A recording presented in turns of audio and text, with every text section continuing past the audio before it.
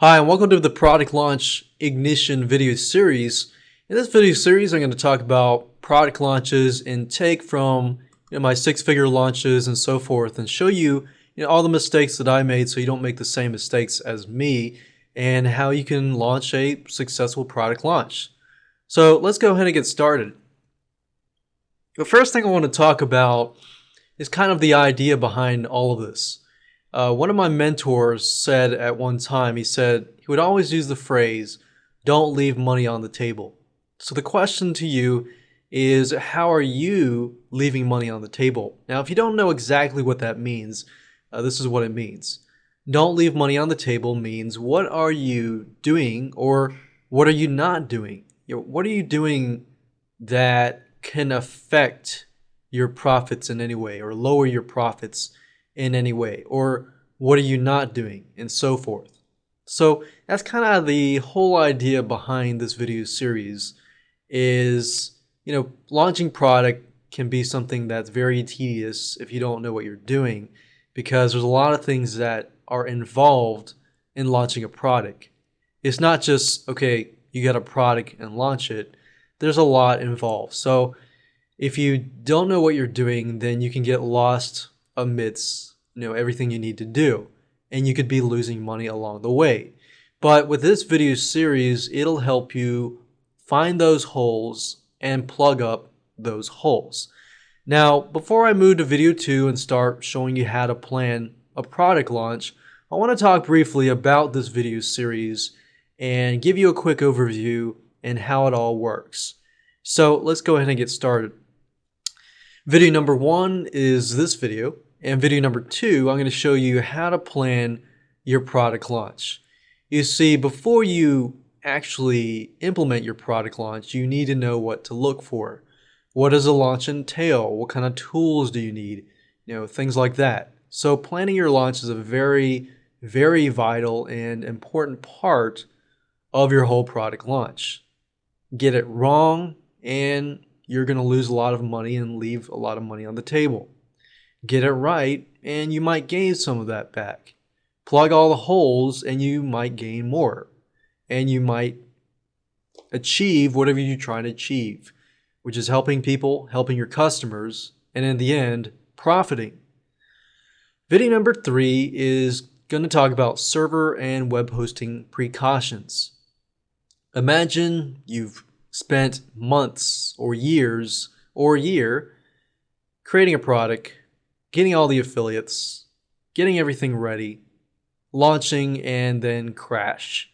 Your server crashes, or worst of all, what happened to me, I was launching one of my products, which became a six-figure launch, but I believe it could have made a lot more, but because I was using about 30 gigabytes a day, which is not a lot, and my web hosting company decided to terminate or temporarily lock and terminate my account. So every time somebody came to my website, they said this site has been terminated, temporarily, blah blah blah. So you can imagine what's going through the buyer's mind when they see that. And a lot of it, even though the web hosting company said unlimited bandwidth and so forth, a lot of web hosting companies you have to be careful of.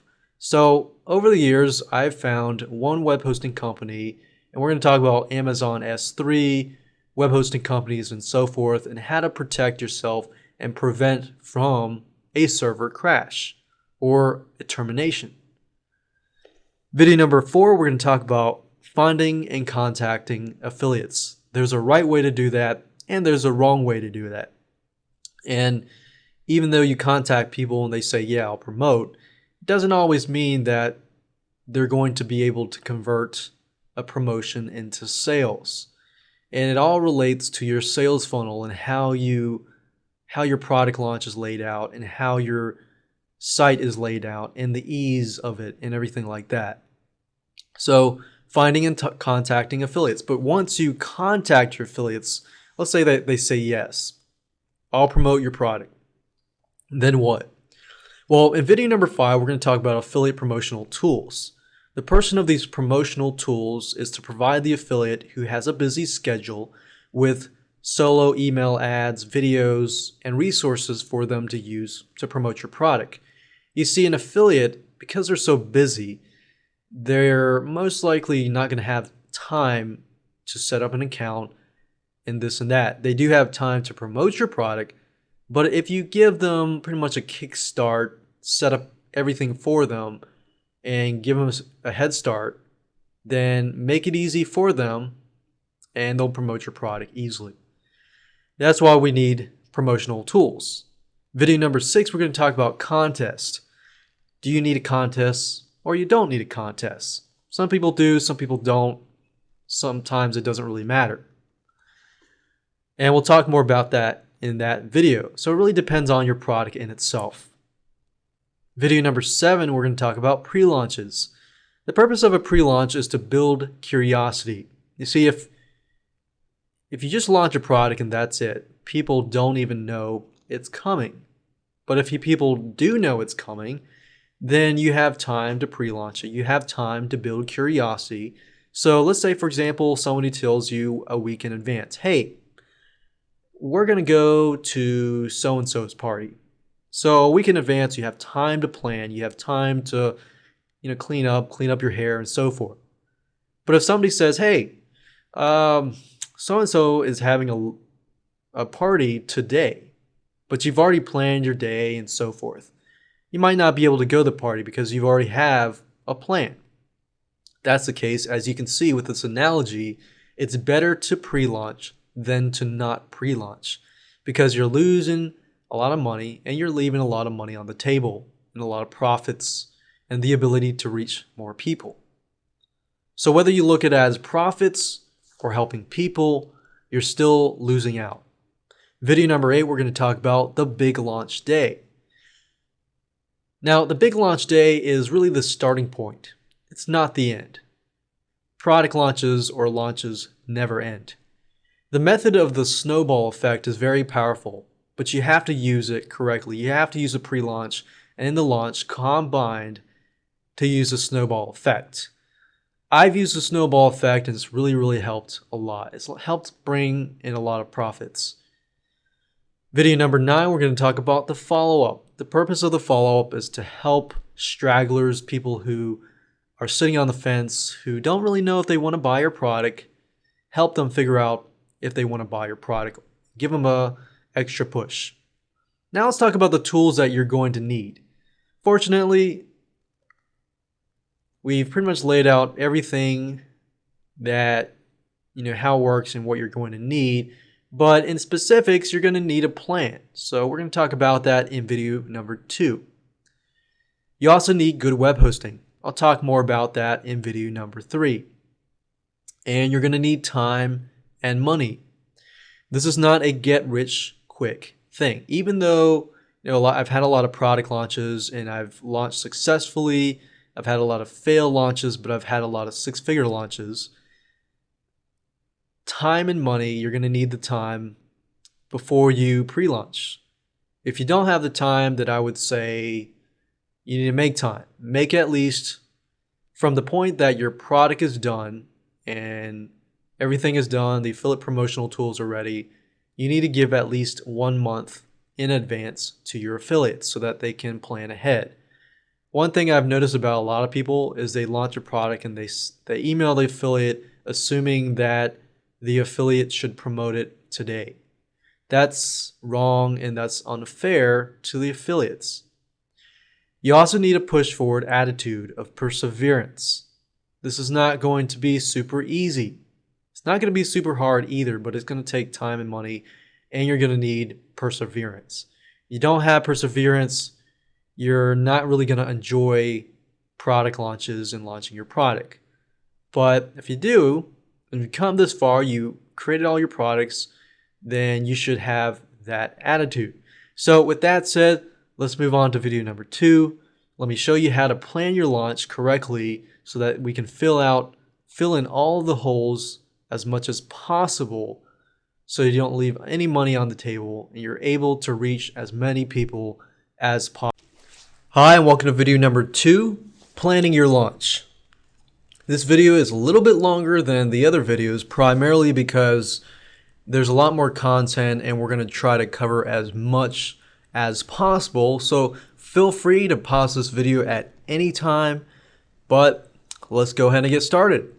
The first question I want to ask you is, what is your product? And the reason why I'm asking you this question is because product launches can be very different depending on the product. Is your product an ebook? Is it a video? Is it, software? What is it? If it's an ebook or report, that usually doesn't take a lot of bandwidth. If you have a lot of videos, then you might need to pay attention to your bandwidth and how much you're going to need, and so forth. So what is your product? Now, through this whole time, I'm going to be asking you lots of questions so that you can make sure that you have these areas plugged in so you don't leave any money on the table. The next thing is you want to keep your ducks in a row. Make sure that you have everything lined up. So I'm going to ask you a lot of questions, but they're going to act like checklists. So you want to make sure that you have all your ducks in a row. You want to also have a backup plan. Backup plan meaning, okay, what if the server does crash? What if? I want you to ask, what if? Even though you have it right now, what if? I like to ask that question because you never know. You've got to have a backup plan. You don't have a backup plan and something does happen, then you're going to have to figure out that plan at that given moment. But if you have a backup plan, you can always change gears and switch back and forth. For example, I have a software product, and what I did is it's a script. So you have to go and log on to the website. But let's say, for example, that script crashes. Well, I have that script on multiple web hosting, different servers. So if one crashes, then I can always switch it, so I don't have to worry about it. And I have that set up so I don't have to worry, if something does crash. Most of the time it doesn't, but that's pretty much the backup plan. And you pretty much want to usually have a backup plan, especially in relation to web hosting, software, anything technical related generally. Now, the first specific area that I want to talk about is communication. Communication is very important when you're communicating with your affiliates, with your customers, with your prospects, and so forth. So, communication. What kind of autoresponder will you use? Are you going to be using a third-party service like Aweber, GetResponse, and so forth? Or are you going to use a personal autoresponder? For example, you're going to host the autoresponder on your server. For example, Parabots. Parabots, if you go to parabots.com, or I believe if you Google Parabots, you will find a free script that allows you to build a list. Now, the only problem with hosting it on your own server is over the amount of time, over the amount of days, over the amount of months, people keep clicking the spam button, then that can affect you trying to email your customers, your prospects, and their affiliates. But with Aweber and GetResponse, you usually can get through to them and bypass their spam folder because Aweber and GetResponse usually work with these ISPs. So that's something that you want to keep in mind. How will you communicate with your customers, your prospects, and your affiliates? So communication, very, very important. In fact, the number one thing, if you don't communicate well with your affiliates, you may not get the profits and the conversions that you want. You don't communicate with your customers, they're going to be angry, they want a refund, and so forth. You don't communicate with your prospects over and over again, they may not ever turn into sales. But if you do communicate with them, they might. So communication is very important. Now let me go ahead and move on because we still have a good amount to cover. Web hosting. You're going to learn more about web hosting and the precautions that you will need to take in video number 3. But Questions that I want to ask you is, what web hosting will you use? Are you going to use Amazon S3? Are you going to use a virtual private server or a dedicated server? I will say this, whatever you do not use a shared hosting server. If that shared hosting server crashes on you, then you're screwed. You're gonna pay the price.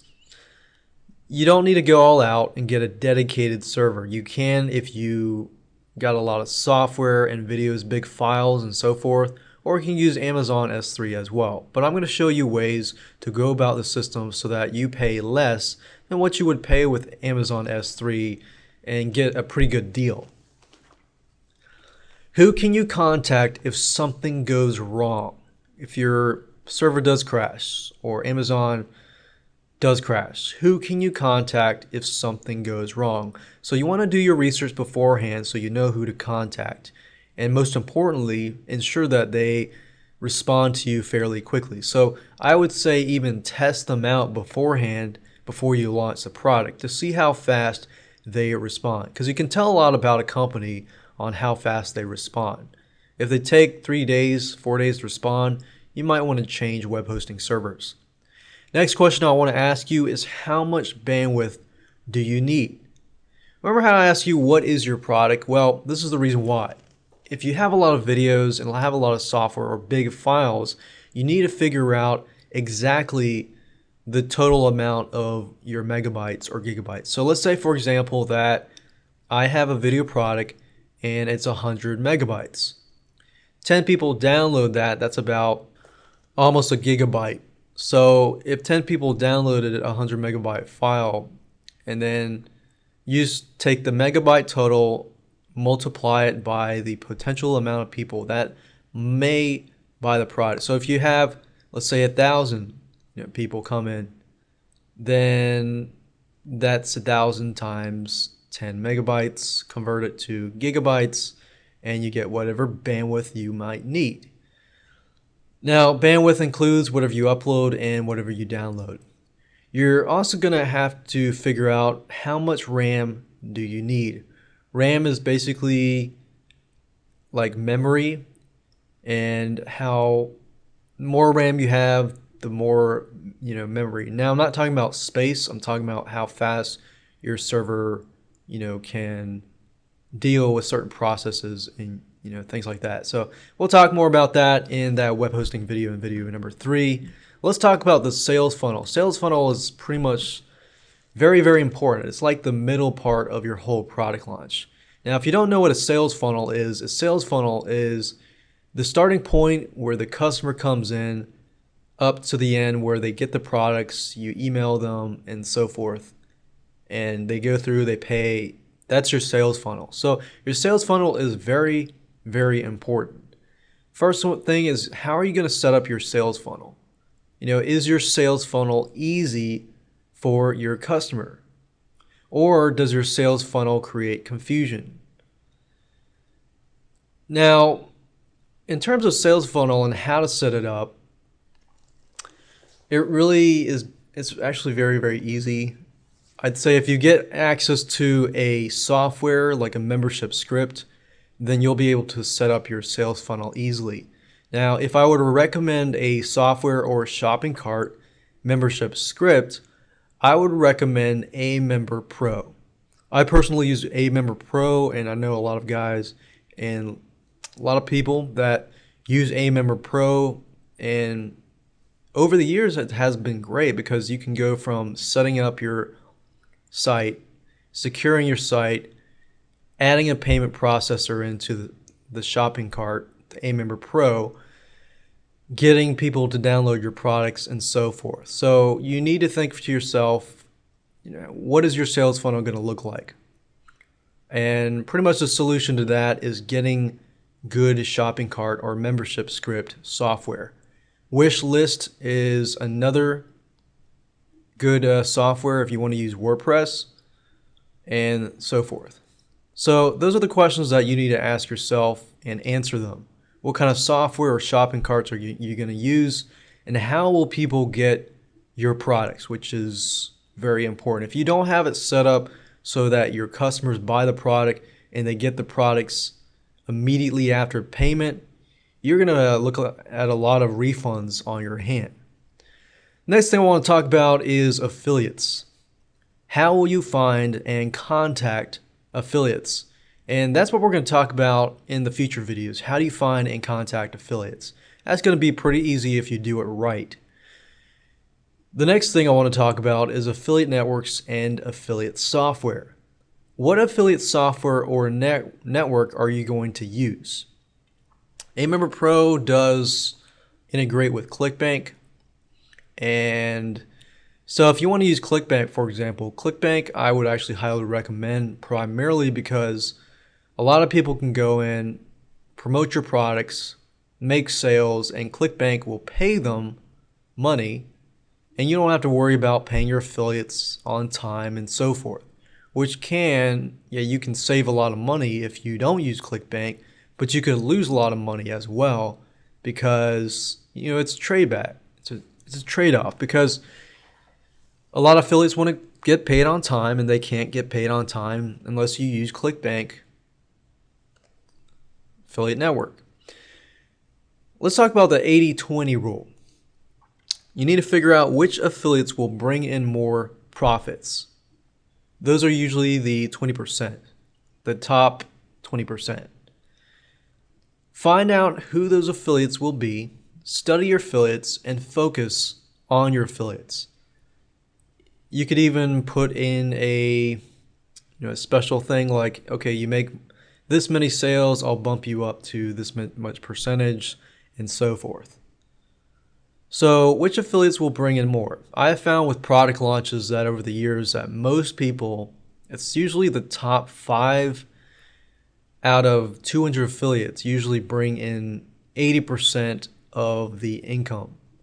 And that's really how it works. So if you can focus on those 5 to 10 people, or those 20%, whatever your number is, then that will be very profitable for you and the affiliate. Plus, you can reach more people and help more people. Another question, how will you pay your affiliates? That's why I was saying ClickBank. If you use ClickBank, you don't have to worry about paying your affiliates because ClickBank will pay your affiliates. If you go with Pay.com or PayPal, iDev affiliates, and so forth, yes, you might save some money, but it's going to take a lot of time out of your own hands unless you want to be your own affiliate manager and so forth. So how will you pay your affiliates? Next thing is contest or no contest. If you're going to use a contest for your affiliates, what kind of software are you going to use? In fact, when we talk about contest or no contest, I'm actually going to point you to a specific software that will be very profitable for you if you use it, and will allow you to build a massive list virally. All right, so there's 5 more things that I want to go through, so I'm going to wrap it up in here in a bit. Is you want to figure out what method of sales pitch you're going to use. In terms of, are you going to be using scarcity or a time limit, or are you going to do a fire sale? Fire sale, if you don't know what that is, it's like, you tell people for the next 2 days you're going to pay $17. Every day after that, it moves up. That's a fire sale, and that works pretty well. Another thing that I found that worked pretty well is if you combine scarcity and time limits together. Usually what we do is I develop a product, I'll launch it, and for example, private label rights, videos, I'll create, videos, and I'll say, hey, we're going to do 500 copies first, or 7 days, whatever comes first. So if you combine the two, I found that actually helps very well. Because if you just say, okay, 7 days, it doesn't really use scarcity. If you say 500 copies first, then 500 copies could take 14 days. But if you combine them together, you will pretty much do a lot better job because you're combining scarcity or 7 days. The buyer usually does not know which one will come first. I have found personally that usually the 500 copies comes first, but 7 days is just there just in case. Another thing you want to do is keep your promises. Take it down when the time or the copies run out. Keep your promise. If you're going to say 300 to 500 copies are going to be sold, make sure you take it down when the time runs out. Otherwise, when you launch it again in the future, people are not going to take you as seriously. Next thing I want to talk about is testing. Once you're done with your sales funnel, you've set up your membership script, you've set up your download page, and so forth, it's time to test your funnel. You could ask your friend to test it, purchase the product, make sure it all works beforehand. Worst thing to do is launch a product, your server is up and running, but when somebody wants to buy, they can't buy. And that's going to lose a lot of sales right there. Next thing I want to talk about is launch time and length. When is your pre-launch? Is there enough time between your pre-launch and your launch? Usually you want to pre-launch maybe 2 weeks, 2-3 weeks before your actual launch. And before your launch, your pre-launch and you're finishing your product, contacting, I would actually wait about a month. Then pre-launch, and then 2 to 3 weeks later, then and only then launch your product. I found that to work pretty well. So when will you launch your product? How long will you launch? Are you going to use a scarcity method and the time limit method, or are you just going to use one of the two? So you want to figure that out. Let's talk about the pre-launch, which is building curiosity. How will you pre-launch? What are you going to give away for free? Are you going to give away free videos, maybe once a day for 7 days? Or are you going to just give all the free videos at one time? Are you going to give a free trial version of the videos or the software and so forth? I'll talk more about pre-launch and the pre-launch videos, individual video later on. But you definitely want to keep in mind and think about that right now, because pre-launch can be the difference between bringing a lot of profits in and leaving a lot of money on the table if you don't do a pre-launch. Now, the last thing I want to do is talk about upsells. Your front-end product could be the only product you want to launch, and that's fine. But if you don't add something called a one-time offer or an upsell, you're leaving a lot of money on the table. So what an upsell is, or one-time offer, usually happens after somebody buys the product. It's not like you go to McDonald's and they say you want fries with that, or you want to upgrade to, large or medium and so forth. Now, while that can work, the type of upsells, you can use that, that's fine. But the type of upsells and one-time offers that I found that worked is if you add it after they buy the front-end product. And you want to make sure that they are complementary to your front-end product. So if your front-end product is about, let's say, wedding speeches, best man wedding speeches, then you might want to offer a one-time offer. For example, hey, I'll write your best man wedding speech, or I'll write your wedding speech, or so forth. So one-time offers are great. Done-for-you services are great where you do it for them. I found that to be very profitable. You can charge a little more for that for people that don't want to do whatever it is, because people are pretty busy and they don't have a lot of time. So I found that works. If you are going to offer a one-time offer, double the price if you can. So that's pretty much it for planning your launch. Of course, there's a lot more into it, but I'll cover that this video series. Hi, and welcome to video number 3. We're going to talk about server and web hosting precautions. Now, before you invest money into web hosting and a server and so forth, the first thing you need to do is figure out how big of a launch you're going to have. Now, how big of a launch can determine on how many affiliates you have promoting, but also to predict it well, you need to figure out what kind of files you're providing in your launch and how big those files are. For example, if you're providing a video series and the video series is, let's say, 20 megabytes total, you're probably not going to have to worry too much about bandwidth costs and so forth. Now, just keep in mind that most web hosting companies will charge you once you surpass about 1,000 to 1,500 gigabytes of bandwidth, which is a lot. So if you're only operating and your product is only 20 to even 50 megabytes, then I don't think you really need to invest money into a dedicated server and so forth. But if you're like me and you launch a lot of video products and your video products come up to be about 500 megabytes to 1 gigabyte downloads, then in that case, you might want to pay close attention. So you need to figure out, okay, how big is your launch? Now, even if your launch is small, you need to make sure you put yourself on a good web hosting company. Put yourself on a bad web hosting company, what could happen to me will happen to you in the sense that they can terminate your account anytime. So figure out how big your launch is, what kind of files you're providing, and how big those files are. Now, there are two different directions that you could take. You could either use Amazon S3. Amazon S3 a lot of people use because you don't have to pay a lot of money except for bandwidth. Now, it could add up when you go into, let's say, the 1,000 gigabyte mark.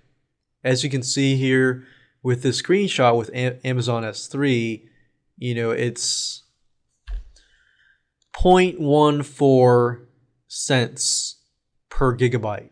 So, for example, that's standard storage. So let's say, for example, somebody downloads 1 gigabyte. That's 0.14, which is not a lot of money, but the web hosting company that I'm going to show you, if you don't go over like the 1,000, the 1 terabyte to 1.5 terabyte mark, it's actually cheaper than Amazon S3. But if you're the type of person that uses bandwidth on a big scale, then you want to use Amazon S3 because 1,000 times 0.140 equals $140.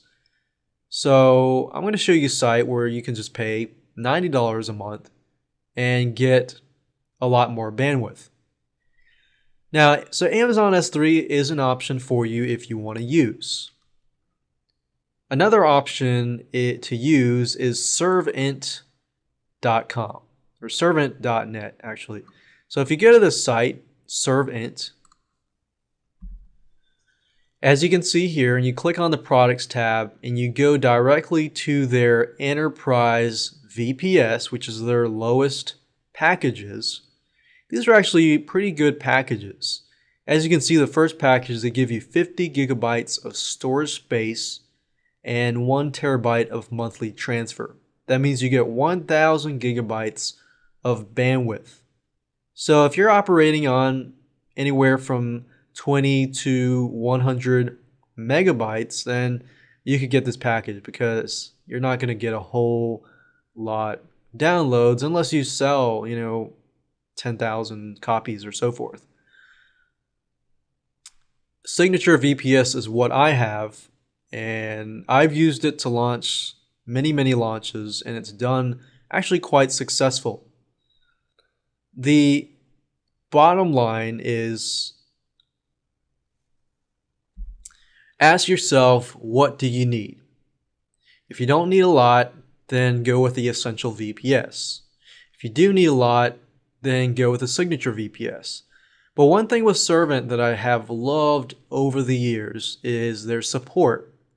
I email them 5 minutes later or even 2 minutes later, whatever I've emailed them, they've answered and they fixed the problem. So, and the good thing about Servant is, let's say that you are on a Essential VPS, but you find that a lot of people are downloading your products and you need more speed.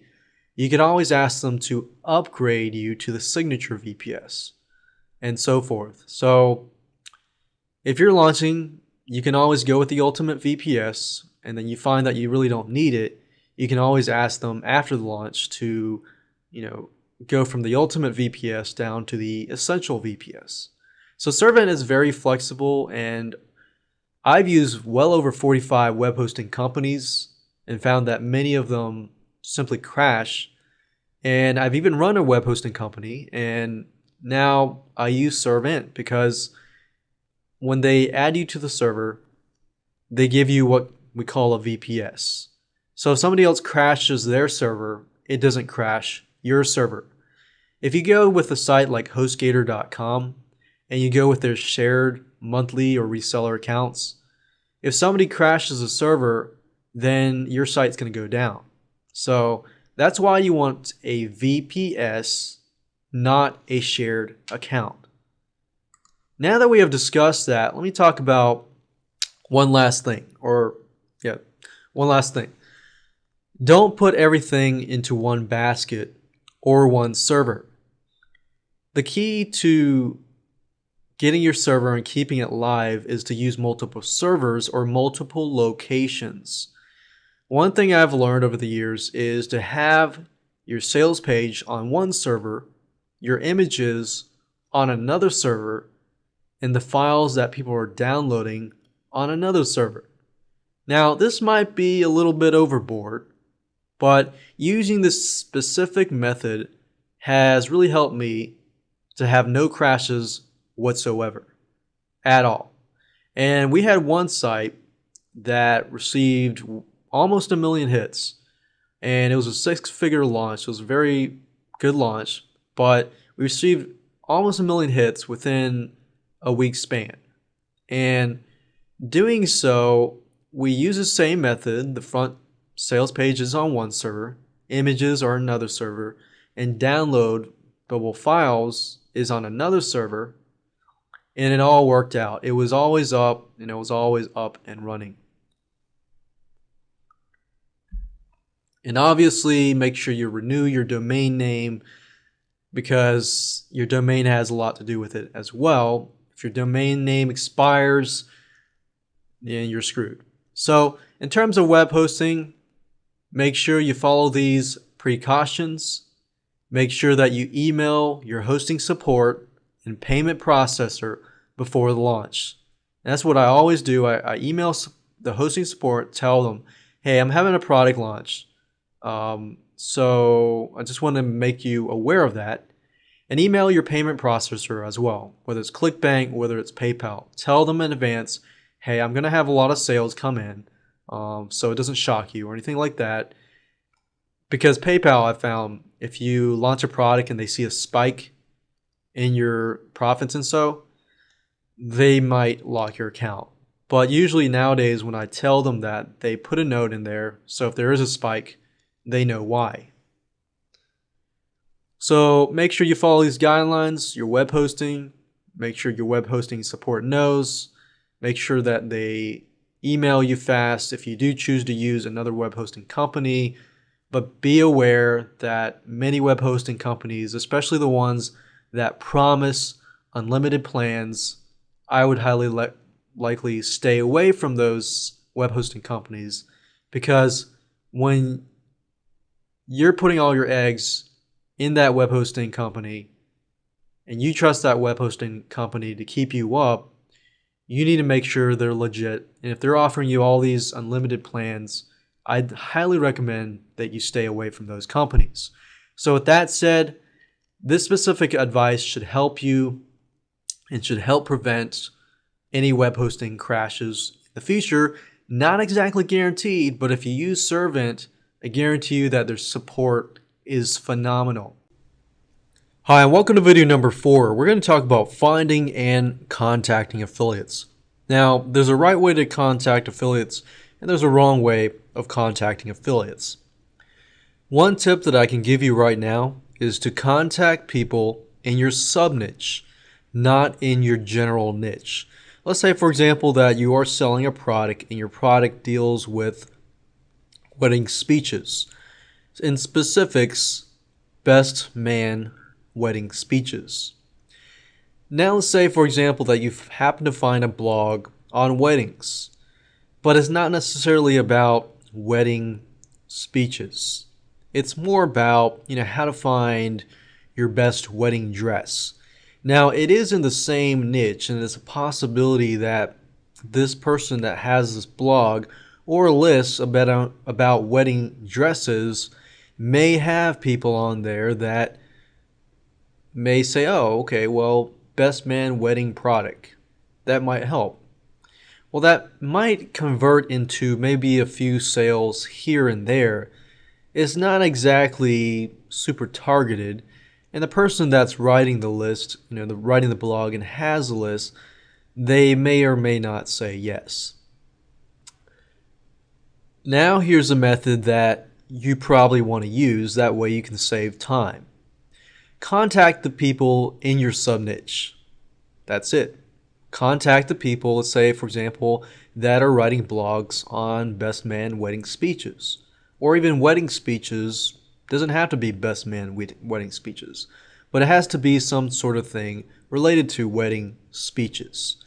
Because if you targeted these types of people, they're already in your sub-niche. And you might see them, yes, they might be direct competitors, or they might just be list owners and bloggers who are looking for people like you to promote your product.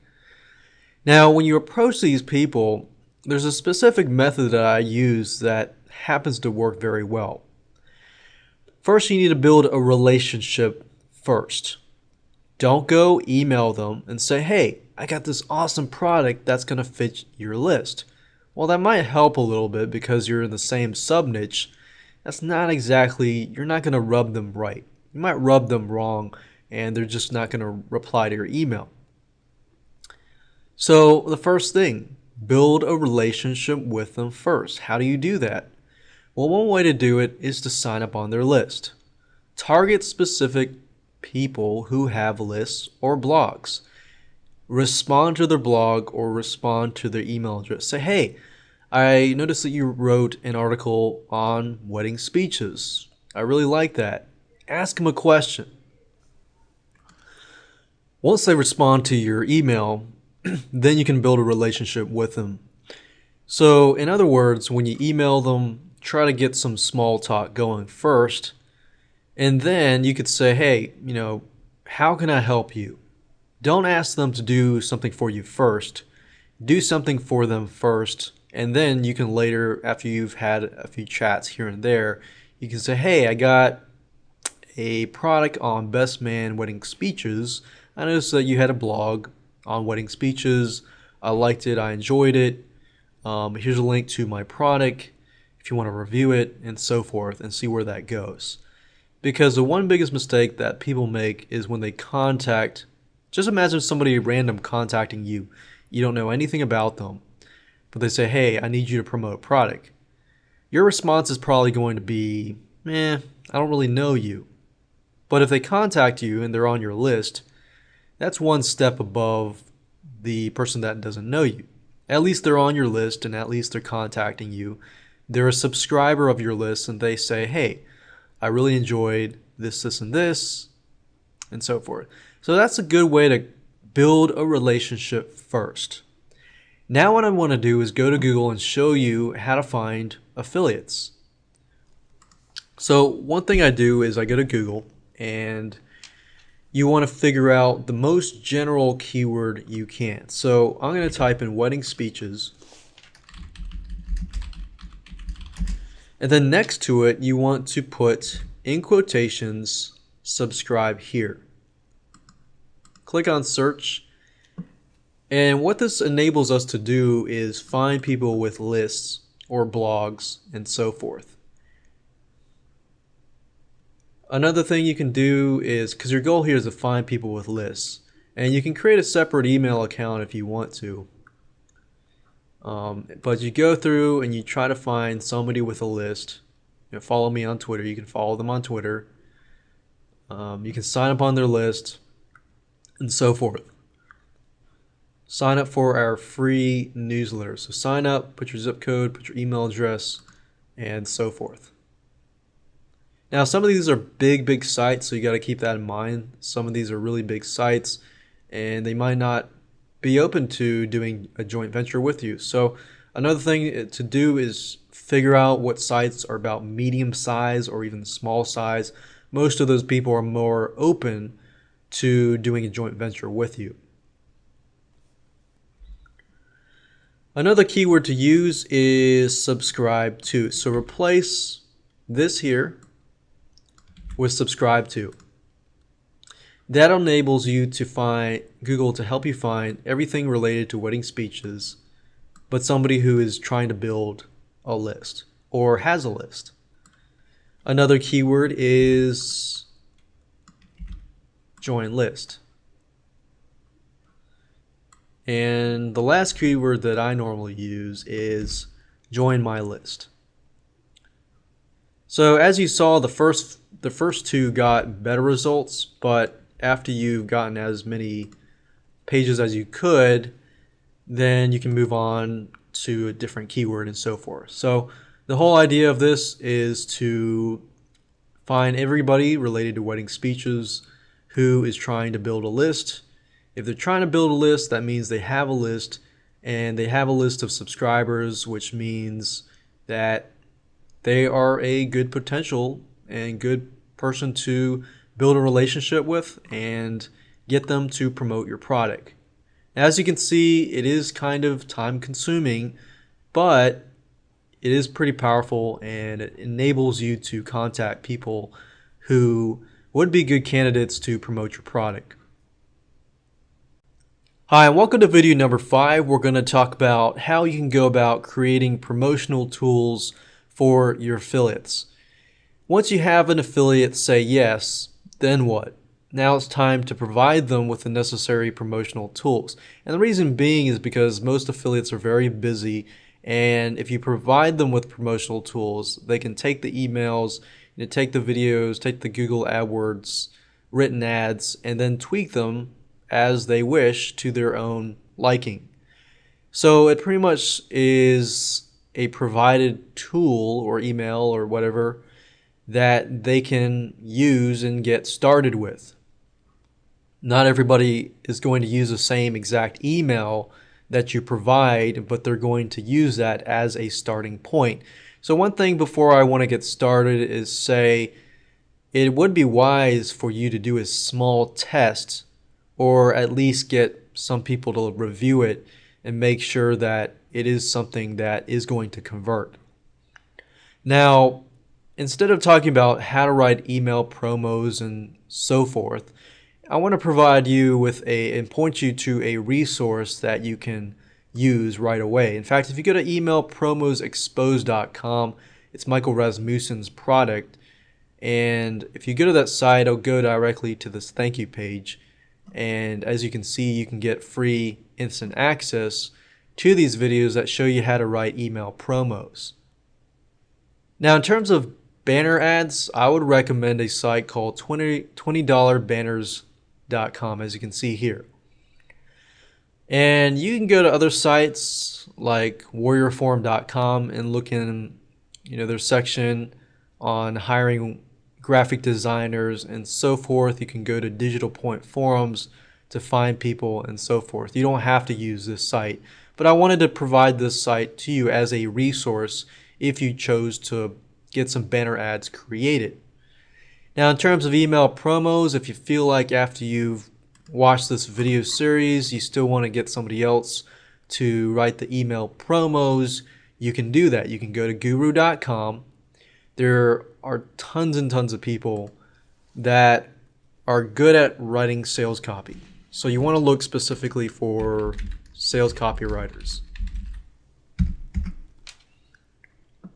So if you go here, type that keyword in, as you can see here, there are hundreds and hundreds of people that write sales copy that you could create a project, invite these people to write the email promos and so forth for you. Now let me give you some examples. If I go to Michael Rasmussen's JV page, he provides promotional tools to his affiliates.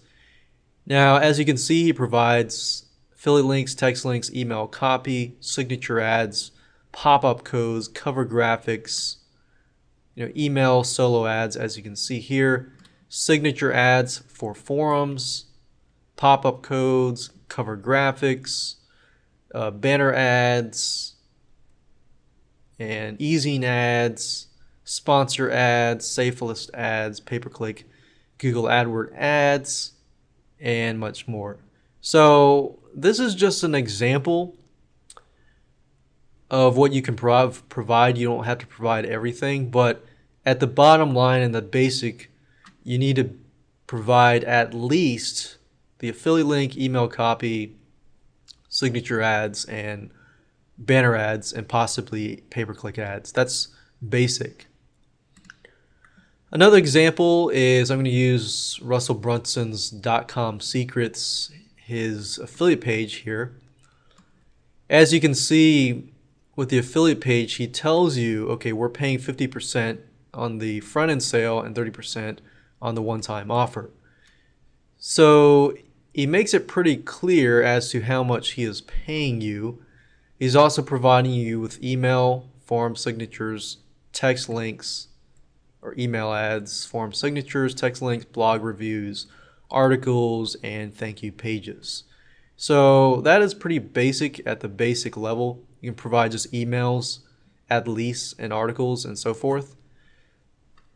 So as you can see, if I were very busy, and I was a very busy person, and I am a very busy person, and I want to promote Russell Brunson's products, then all I have to do is take one of the email ads, for example, emails, and then take this. And of course, I'm not going to copy and paste this and email it to my list. I'm going to rewrite this into my own words and into the way I write, because my list subscribers are used to the way that you write.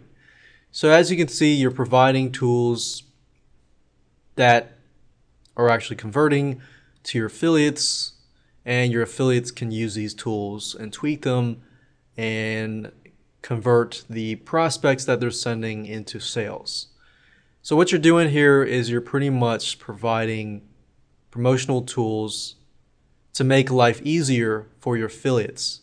Because one thing I've realized over the years is that most affiliates just don't have that much time. They might have 10 minutes here and 10 minutes there, and the best way to get them to promote is say, hey, I'll set up 100% of everything for you. All you have to do is send the email out, and that's it. And if you tell the affiliate that, most of the time they'll be like, okay, all right, because time is money. But if you tell an affiliate, hey, here's a product, here's a review product, here's a link, promote it, an affiliate that's very busy will feel like, okay, I like this product, but I really don't have time to sit down and write up the email, so I'm just going to pass. So in this case, you could be leaving money on the table because you're not providing your affiliates with the tools that they need. Hi, and welcome to video number 6, which is contest or no contests and prizes. Now the big question is, do you want to do a contest or do you not really care about doing a contest? Contest, it does take a little more time, but if you do it right, you can get a lot of leads and you can, make more profits. So what I'm going to do in this video is show you a piece of software that allows you to build a contest and build a massive list virally using a contest and so forth. Now the software is called Contest Burner, and you can find a link to it down below. But this is what it looks like on the inside. And what Contest Burner is, it's a piece of software that you can install on your website that enables you to run a contest and build a list and so forth. As you can see, you can get Contest Burner for WordPress, and they also have a standalone version. Now, what I like about Contest Burner is it's very easy to install. In fact, they give you training videos and so forth. on how to install Contest Burner and how to use it and so forth. So it's very, very powerful in the sense that it can drive a lot of traffic. You got people out there in the contest using Twitter, Facebook, and YouTube, and they're constantly driving a lot of traffic to your site. Now, if you want an example of Contest Burner being used, talk to the guys at Contest Burner, and they provided me with this information. But if you can see here, Anik Singhal, he had a contest, and he used Contest Burner to run a contest. And as you can see, it was pretty successful. And if you notice, if you look through here, you've got specific people that are spending about a week or two really trying to get up in the leaderboard. And you can see that it is addicting too, and it's very fun for a lot of these people. So Contest Burner is definitely something that you want to go check out, and you can check it out through the link below. Back in the day when there wasn't Contest Burner, you would have to manually set up everything and track everything, using trackers and URL trackers and so forth. But, this nifty little tool and little script here will really enable you to speed things up and track things easier. So it's really up to you if you want to run a contest or not, but it's worth looking into. Hi, and welcome to video number 7, which is pre-launch to build curiosity. Now, the great thing about the pre-launch is that this is your opportunity to show people what your product is all about, build trust with people, and show people why your product is the product that they need so that you can help them. So in a way, it's sort of like a pre-sale mechanism to help pre-sell your product, get them interested so that they want it, and then when you release, you open your doors, they are waiting at the door to get your product. It's sort of like those Black Friday sales after Thanksgiving. You might not have this, but in the USA, we have these things called Black Friday, which happens right after Thanksgiving. And the reason why it's called that is because a lot of stores will put their products on sale for super discount prices that you would never find but on Black Friday. And in a way, what they're doing is they're doing pre-launch. They're building curiosity. They're showing people what they're offering. And people are willing to sit at the door, for hours through the morning hours just to get the product. So in a way, pre-launching is similar to that, if you do it right. Now, first thing you want to think about is first, what kind of content can you give away for free? Look at your product right now. If you don't have your product, then you might want to think about this, but look at your product right now and figure out, can I take a piece of this product and give it away for free? Or can I recreate another video with a lot of free content that is worth paying for, that people are willing to pay for free? So for example, I'm going to give a video that people are willing to pay for, but I'm going to give it away for free for the pre-launch. One thing that is a good method is to put a video up. You can upload it to YouTube, or you could upload it to your own host. Put the video, and then below the video you can put something like a Facebook comment plugin. Social proof is everything, especially if you're trying to advertise something, because other people are trying to figure out, okay, am I the only person out there that has this question about this product? Or, so-and-so is getting this product, hey, I might want to check it out as well. So in just a minute, I'm going to show you the Facebook comment plugin and show you how to install it on your website and where you can go to get it. This Facebook comment plugin is great because it allows you to basically put a plugin, let's say, below your video, and as people are commenting, other people see, oh, so-and-so is commenting, so-and-so says that they want the product, hey, I'll check it out. So that's one method to use in your pre-launch. Adding the Facebook comment plugin is actually very easy to do. For example, if you go to this site, you can see that I've added this plugin here, and it creates social proof, which is a good thing. And especially with the pre-launch, other people are wondering, are other people interested, or am I the only interested person? If other people are interested, then it might, make people more interested and so forth. So definitely want to install this plugin into your site, preferably right below your video. And to do that, all you need to do is go to Google and type in Facebook comment plugin, and then you're going to get this link here. So you can pause the video if you want to copy it and then go to the site. But this is where you would get the code. Now what you need to do is you need to enter the URL of your website, whatever that might be. And then you need to enter the number of posts. As you can see here, the number of posts here is displayed by default. So for example, if you put, let's say 12, then people initially are going to see 12 posts. But preferably you want to pretty much stick with something low, like 4 to 5, because if people are interested, they can click view more and so forth. This just determines the width of your comment box, and we'll leave it like that and click get code. After that, you can get the code. All you have to do is highlight it, click copy, and copy it wherever you want the location to be under your video and so forth on your website. Now when you're pre-launching and during the pre-launch, you want to get your affiliates to email their lists to say specifically, heads up, check this pre-launch out, get some free content, and you want to make sure that your system is set up so that when your affiliates send people to your page, that if somebody does choose to purchase the product from you, that the affiliate is credited. If you use ClickBank, then primarily, usually they will get credited. But if you use a different affiliate software, then that's something that you need to think about as well.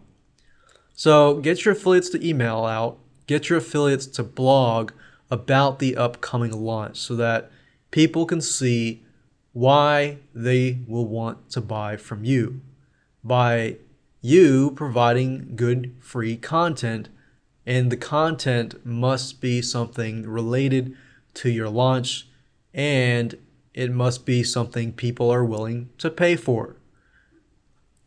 So I think the best way to usually go about this is to look at your product and just take a piece of your product out and give people your product, not your whole product, but a piece of your product. And if you think about it, it's sort of like movie trailers. They tend to put their best pieces in the trailer. Well, in this case, you can give maybe the best content that you have. Don't give all of the content, but show people that, it's worth waiting for the actual launch for all the other content. Hey, welcome to video number 8, which is the big launch day. So you've made it this far, you're ready to launch your product. It's time to launch the product, but there's a couple things that you need to do before you even think about launching your product. I would say a couple days before launch day, you want to make a test payment. You should have done this even before the pre-launch, but make sure that you make a test payment, go through the process, see if you can have a friend that can go through the process, see if it works, if it doesn't work, see what needs to be tweaked.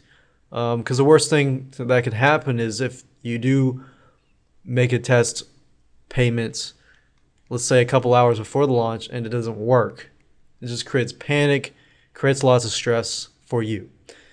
Make sure that your payment processor knows you're about to make the launch. Make sure that your web hosting company knows about the launch.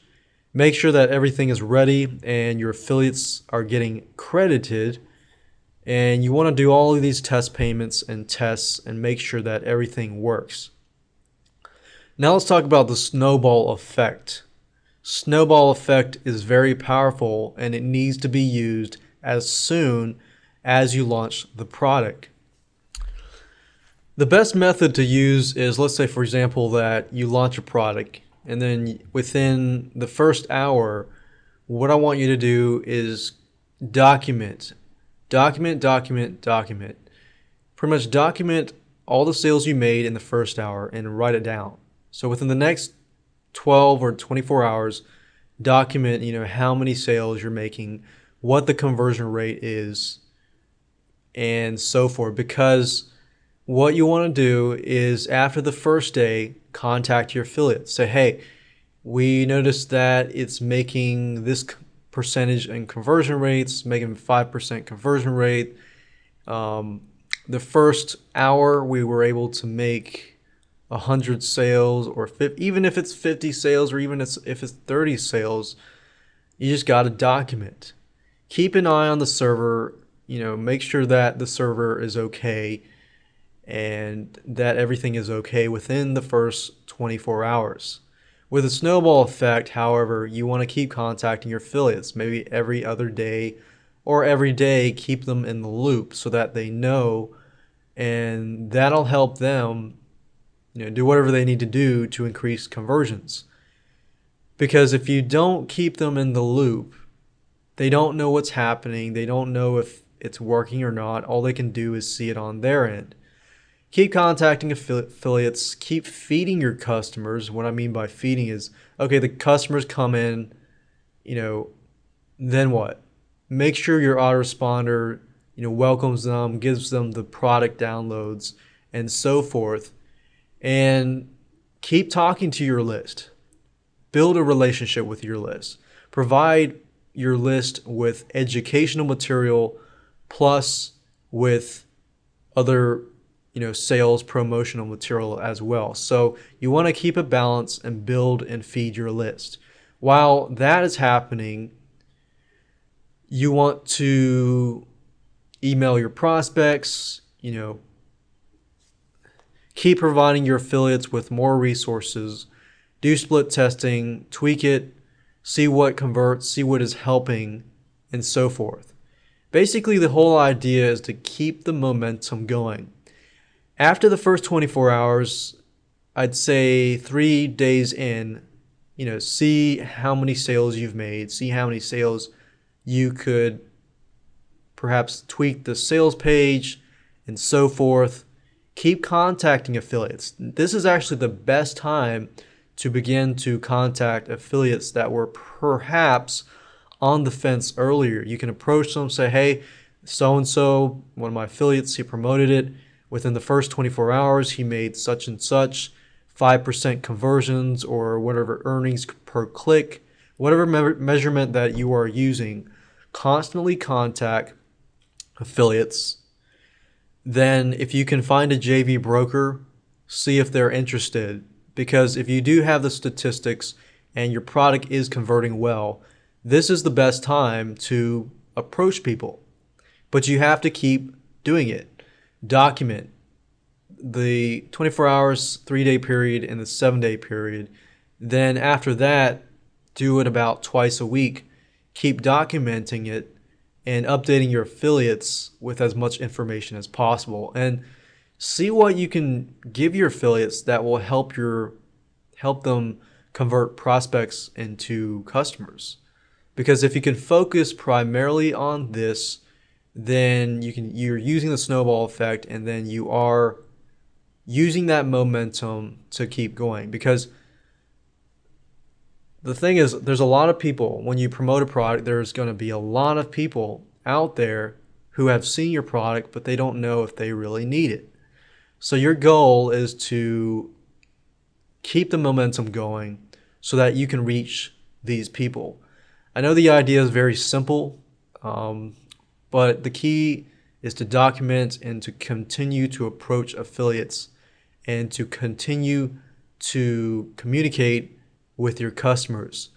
The worst mistake you can make is launch a product, it does really well, and not contact your affiliates and not build a relationship with your customers, because right after they buy, that is the time, the best time for you to build a strong relationship with your customers show that you actually care about them and that you can help them along the way to use your product, maximize the potential of your product or system, software, videos, system, whatever it might be. But bottom line, keep the momentum going, because if you don't, it'll die out, and once it dies out, you can't get it back. And I had one of my product launches. It was a 6-figure launch. Within the first month, I sold about 500 copies of a piece of software, but I didn't keep the momentum. I lost it. Eventually, it sold about 1,200 within 3 months, but after the 3 months, I didn't do anything, and I did a little bit here and there with my building a relationship with the customers. But after a couple months, I stopped, and because I stopped, the momentum stopped, and it died out. And till this day, I realized that was the biggest mistake. Now I keep the momentum going, because once you have it and the snowball effect is continuing to increase and continuing to go forward, you can keep it going for a long, long time, but that really is dependent upon you. Now, if you just stop there, then you're still leaving a lot of money on the table, which brings us to video 9. Hi, and welcome to video number 9, which is the follow-up. The reason for the follow-up is to help people that are sitting on the fence to buy your product. Most likely these people know that they need your product, but they're sitting on the fence. In other words, you're leaving a lot of money on the table if you do not follow up. Most people are scared, possibly affiliates are scared to follow up with their list because they're scared that they're constantly nagging their list to buy this product. But there's a right way to do it and there's a wrong way to do it. Obviously, you don't want to email your list, every day. But if you feel like, your list might benefit from the product, then following up, there's nothing wrong with following up. Now, I have seen my first launch that I launched a software product. I remember when my mentor, he promoted my product and he said, look, okay, first time he promoted the product, he made about 35 sales. Now, if he had stopped there, then that would have been the end of it, unless somebody trickled in and bought the product. But he showed me, he said, okay, there's a lot of people that are sitting on my list that may have not seen this email or may have seen this email, but a lot of people, they need to see an email or an ad several times before they actually buy. And if you look at statistics, you'll see that even with autoresponders and things like that, if a prospect doesn't see an ad until maybe the 7th time, usually the 7th time is when they buy the product. And with the follow-up method here, you're not trying to email them 7 times. You're just trying to email them 2 or 3 more times. Well, going back to my mentor, he promoted my product again using the documented data that I gathered. Within 24 hours, this many products were sold. He told his list that, plus he showed them, why they need the product and so forth. Now, obviously, in this case, when he promoted it again, 50 extra people bought the product. And then at the end, because we were using scarcity and we were doing it was a $97 product, but we were selling for $67. And I had a time limit of 72 hours for the special. And by the time he sent his 3rd email, he made well over 100 sales. So you can imagine if you had stopped the first time, you would have only made 35 sales. The second time, you brought in 30 something more sales. And if you stopped there, you would have made about 60, 70 sales. So as you can see, there is power in the follow-up if you use it correctly. Obviously, you don't want to say, buy it now, you need it, kind of thing. You want to let the customer make their own decision, but following up is very powerful. Whether that's following up with affiliates, if an affiliate, you follow up with affiliate and they say no earlier, but you follow up with them and you say, hey, I made about 90 sales in the first 3 hours. I was wondering if you were still interested in promoting my product. This is actually the best time to get other affiliates on board by showing them your statistics and simply following up. So again, most people don't email their list over and over again due to fear. But remember that you're leaving money on the table by not doing it. You don't need to hammer your list about it, but you want to at least follow up once or twice.